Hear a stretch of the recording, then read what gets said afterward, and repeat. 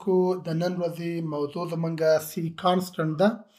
د سی پروګرامینګ دا 10م درس دی د سټیپس ټو ټیک پښتو یوټیوب چینل څخه تاسو لیدونکي یاست.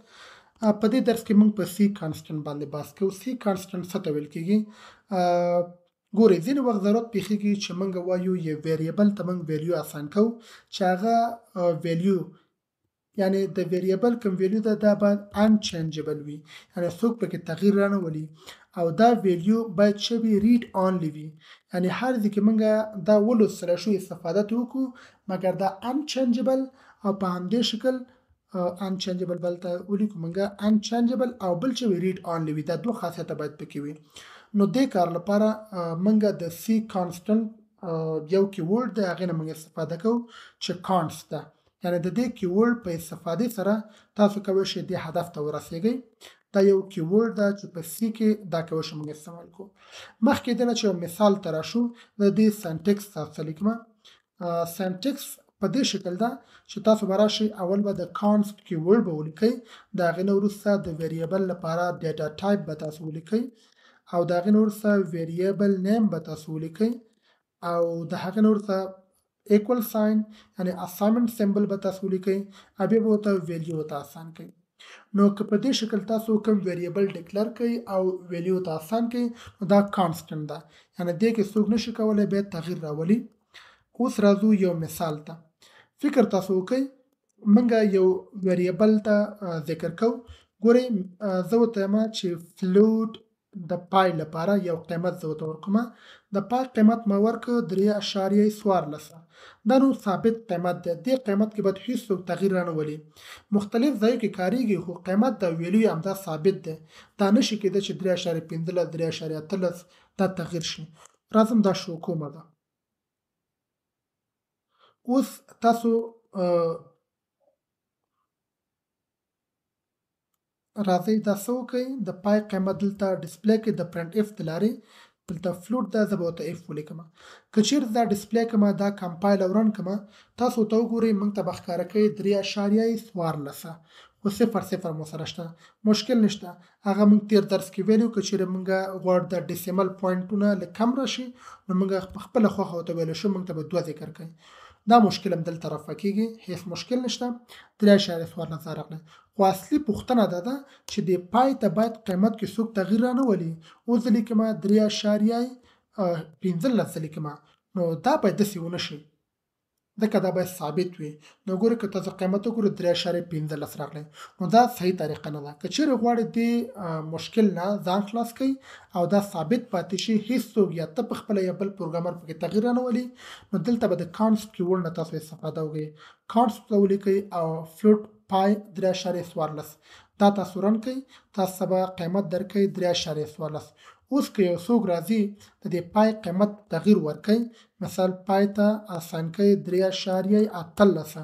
اوس که چیرې دا رن کړئ او کمپایل رن نه وروسته دلته به یو میسج ته ډسپلی کېږي څه وایي ایرر دی. په 14 لاین کې ایرر دی. څه ورته وایي اساینمنت اف ریډ آنلی ویریبل پای، یعنی پای ویریبل چې دا ریډ آنلی ده، یعنی کولی شي دې استفاده وکړي مګر دوباره دا ویریبل په ویلیو سره اوور رایټ کولی نشي. معنا دا دې ته بله ویلیو یا بل کم قیمت نشي ورکولی. نو هغه کس نو یا پروګرامر یا ته خپله وي نو ته پوهېږي چې دا کانسټنټ ویریبل ده دې کې تغییر نه راځي. یو بل خبره تکول غواړم په یاد وساتئ ګډ پریکټس دا شی ده چې تاسو د کانسټ ویریبل چې کله کریټ کوئ هغه لوی حروف کې ولیکئ ښه راځي دا یې ښه پریکټس ده. نو لوی حروف کنه کوچني واړه دواړې کار کوي خو بیسټ پریکټس دا دی چې په لوی حروفو سره ولیکل شي، یعنی هغه ویریبل چې هغه کانسټ حالت کې وي هغه په لوی حروفو ولیکئ صحیح ده. او بل نقطې ته اشاره تکول غواړم، یعنی که چیرې تاسو په دې شکل وکئ د بل ته راشو دا به نږدې ولیکو د خپل کوډ خواته نږدې او دلته به زه نیو لاین والمه.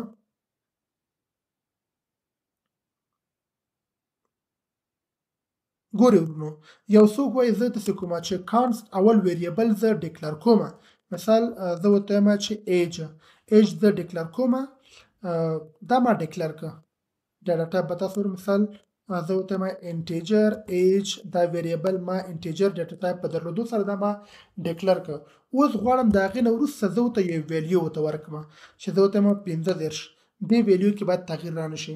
که زه راځم پرنټ اف فنکشن په ذریعه باندې دا نتیجه زه شو کول غواړم، دلته به موږ ته مشکل پیښیږي ځکه دا طریقه یې صحیح طریقه نه ده. نو که چیرې تاسو دا رن کوئ تا ته به وایي read only age variable مشکل به تا درکوي، یعنی دا معنی چې د ایج تا دوباره اسان کړه قیمت ته بل ته ورکې. نو یعنی په دې شکل که چیرې تاسو کې کار نه کوي د کانسټنټ سنټکس ما تاسو ویلیو چې همدمان کانسټ به لیکئ، ډیټا ټایپ به تاسو لیکئ، ویریبل به لیکئ او ویریبل سره قیمت به اسان کوئ. که قیمت یعنی تاسو دلته اسان کوي الته قیمت به نه اسان کوي ځکه دا بیډ پریکټس ته یو ایرر تاسو درکوي. نو که چیرې تاسو دا وګورئ په دې شکل به کار کوي هیڅ مشکل نشته. نو چونکې ما ویلی ګډ پریکټس دا ده کوم شیان چې تاسو کانسټ کوئ هغه باید په لوی حروفو راشي. نو دا یې ښه پریکټس ده، دا به په لوی حروفو تاسو ولیکئ نو مشکل نشته.